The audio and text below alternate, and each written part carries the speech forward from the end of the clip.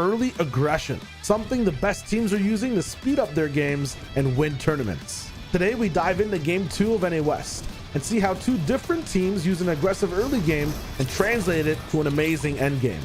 I'll toss it over to Reisshub to break down team number 1.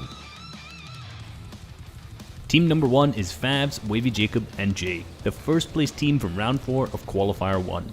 Starting off their game in Misty Meadows uncontested, they have a lot of time to build up strong loadouts for early aggression.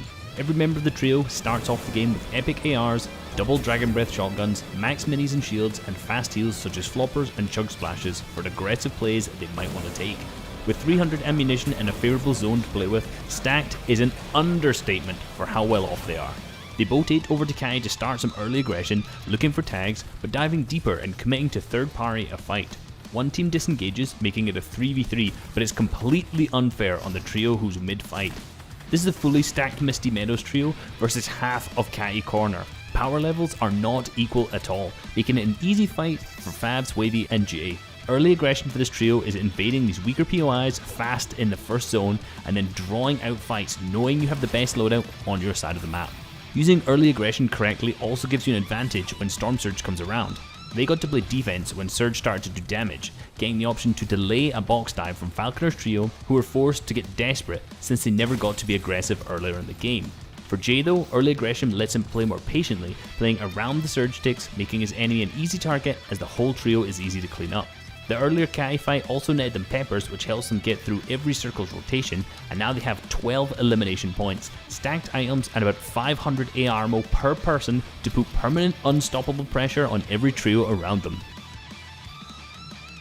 Uncontested methodical gameplay from Favs, Wavy, and Jay. Completely different story though for the second trio we're focusing on today, Reet, Macon, and 40R Storm. Already contested at Hydro 16, they focus on starting fights with big damage. Although Reet goes down, Macon gets the trade, and by now you can see the difference in early aggression.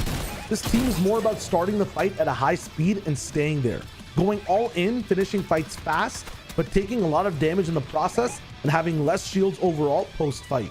With this style of aggression though, they force open opportunities no one else on the map can, going right through trios instead of playing around them.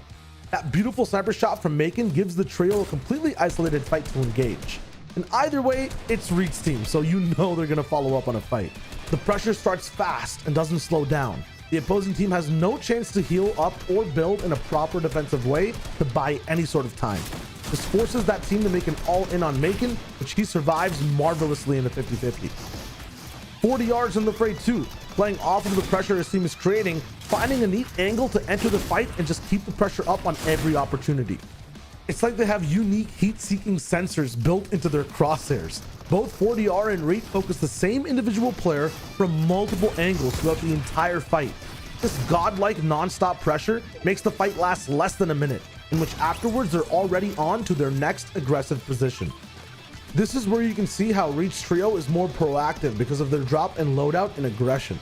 Instead of playing around trios for surge and picks, they force some damage in with an RPG, noticing that the team below them was taking surge damage. This is a crucial time for a mat refresh too, and this trio takes things into their own hands instead of waiting for the opportunity, knowing the enemy team can't heal. They secure free healing points and insurance for the rest of their endgame. How did early game aggression really affect the rest of the game for both these trios though? We have to bring in Kelly to give us an endgame breakdown. Now we've made it to the endgame, where Favs, Wavy Jacob, and Jay see themselves with a stacked loadout due to a few stress-free rotations. Their early aggression allowed them to shift their focus from diving boxes to surviving, and even an opportunity for them to split more than usual. Once the low ground battle began, so did their reign of terror. Ripping apart other panic trios and grabbing several eliminations garnered them 24 elimination points and a third place finish. Even with great rotations, another top team, Reet, Macon, and 40R Storm, ran into some trouble after Macon went for a pick and in return is picked off himself. However, between effective early aggression, smart engagements, and great timing, the duo was prepared to face the endgame regardless of being down a man. 40R and Reet pop off, and with a bit more fortune, the victory royale could have been in their grasp, but instead they finished the game in 4th place with an incredible 13 eliminations.